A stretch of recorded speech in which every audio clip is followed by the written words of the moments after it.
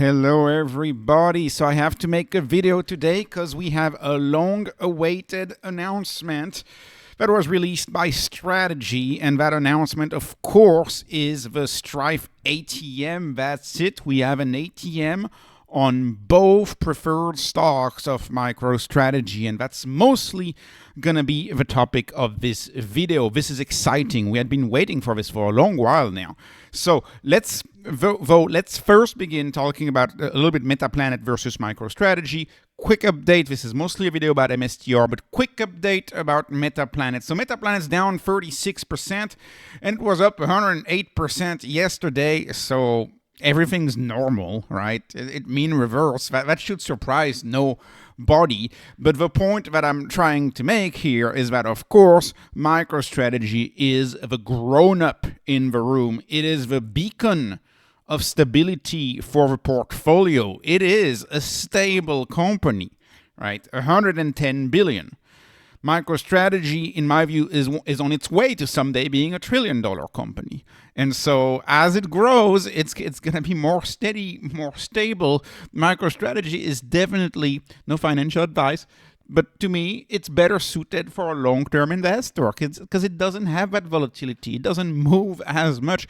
And, you know, it's crazy for me to tell you that MicroStrategy doesn't have that volatility because it is actually one of the most volatile stocks out there. But as far as Bitcoin treasury companies go, that's probably the least volatile Bitcoin treasury company. And as you know, I entered 10 days ago now, I entered Metaplanet as a long-term investment, knowing full well that, you know, I like Metaplanet. It's got a nice high price to NAV, which allows them to accumulate more Bitcoin on green days via moving strike warrants. I like it. I was warming up to it. Well, turns out over the short run, you know, traders are going to be traders, and a lot of traders turned out to like Metaplanet much more than I did, and then today they seem to hate it much more than I hate it, and so this is the volatility, plus 108%, plus 36%. I'm very happy Metaplanet is down today, because it comforts me in my decision to just hodl Metaplanet for the long run. I like Metaplanet because it trades at a slightly higher price to NAV, and it's able to generate a higher yield, and I think they're going to accumulate more Bitcoin relative to their existing stack more quickly than MicroStrategy at this point due to its size. And so know who you are, in my view. When you touch these stocks, know who you are. Are you a trader or are you an investor? And, you know, I am an investor even in Metaplanet. I am an investor. I'm glad the stock is not up and over 50% today. Otherwise, I would really ask myself a question: should I get out? No, it's fine for me. And so know you are, and you know, also, you can get, and this is the end of the video, I'll get to that, but you can get to the same crazy volatility with options on MicroStrategy, especially we're Thursday now. Okay, tomorrow we're Friday. Tomorrow, if you want to get 100% volatility, just buy options tomorrow that expire tomorrow. If you want the volatility, if you want the crazy stuff. Right, but it's, you know, if you hold it for a long run, sometimes a good way to think of a stock. The stock is just a long-term call option. The stock is just a call option that never expires. When you own the common shares, you just own a call option on the future without any expiry. You own an option that never expires. I think that's a good way to think about stocks. So anyways, let's talk about MicroStrategy now that we've assessed the different volatility. So the announcement, it's a long-awaited announcement. It's the at-the-market offer now for STRIF. And STRIF, of course, is the 10% yield, no embedded strike, no ability to actually buy the stock, 10 to 1 in the case of strike, right? There's no call option embedded in STRIF. STRIF is just a fiat instrument. It's only fiat. It pays 10% yield, and that's the yield that MicroStrategy is going to give you. And they only did a $2.1 billion ATM, and the first thing that Saylor addressed on the presentation is that we want to be the premium instrument of the bond market. We want STRIF to be a premium instrument. This instantly gave me LVMH vibes. If you listen to Bernard Arnault at LVMH, he'll say, "Oh, we need our stock to be as expensive as our product," and so this essentially gave me this vibe, which he's trying to have the preferred to be an expensive one, and that's what he said on the call, by the way. He said, these products, in his view, are very, very undervalued because he sees them as more collateralized as most of the preferred out there, yet trading at junk bond yields. They're trading at junk bond yields, even though they have a pristine backing of Bitcoin behind it, and an asset that doesn't have a counterparty risk.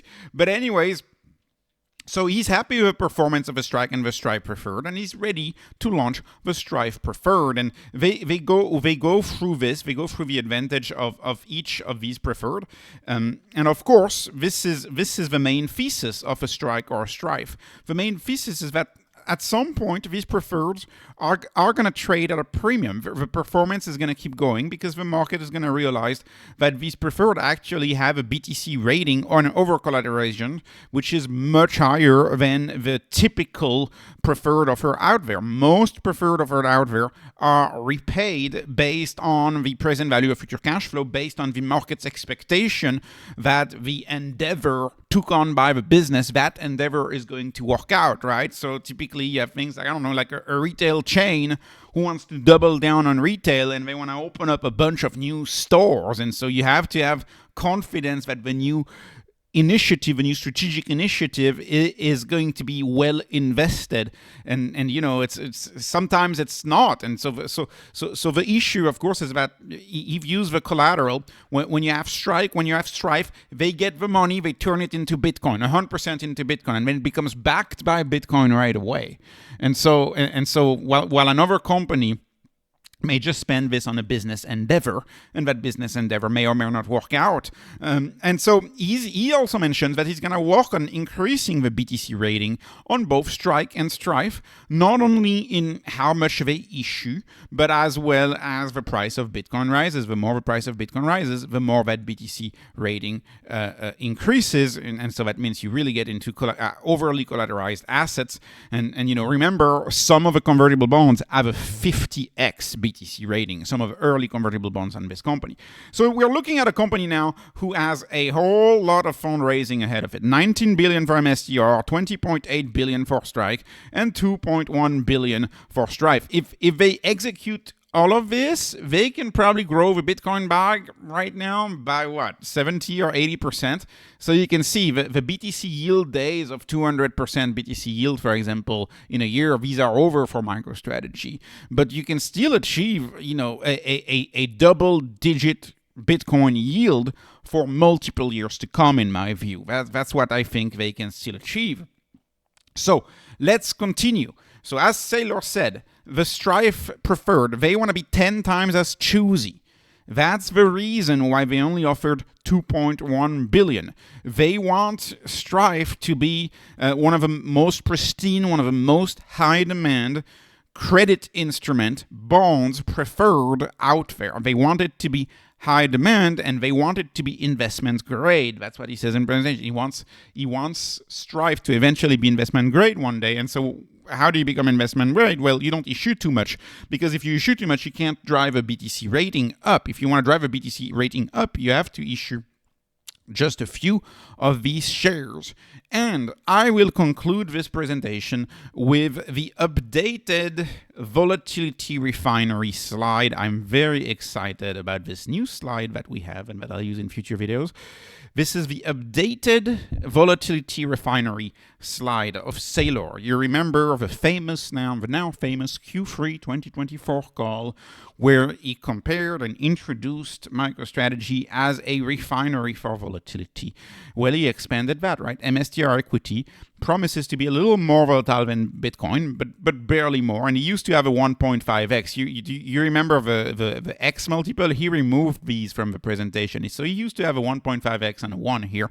So the volatility of MicroStrategy, it's going to be higher than Bitcoin. And then you have 2x MicroStrategy, that's MSTX, MSTU, and then you have well, however many X you want with MSTR options that you can pick. If you pick short-dated options, you can get the hugest volatility you could ever want. But you can also lose everything in a day. So be extremely careful with these options.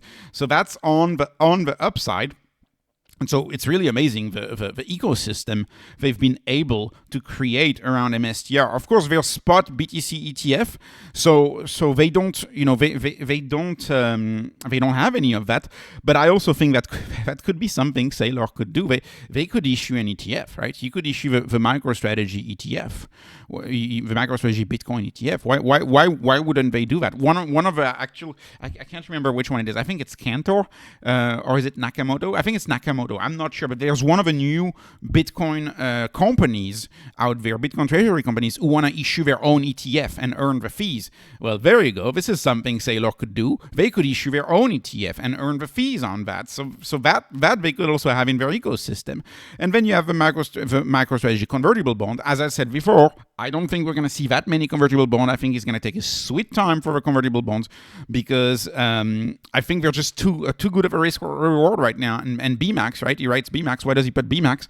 Because 77% of BMAX is the convertible bonds of MicroStrategy. The rest is one convertible bond from Mara and I think one from Riot or something like that. But it's mostly MicroStrategy convertible debt. And so I find this one to be perhaps the most undervalued instrument right now is the convertible debt, especially as a lot of that debt is already in the money, so it's trading like the stock, but you get that discount in there.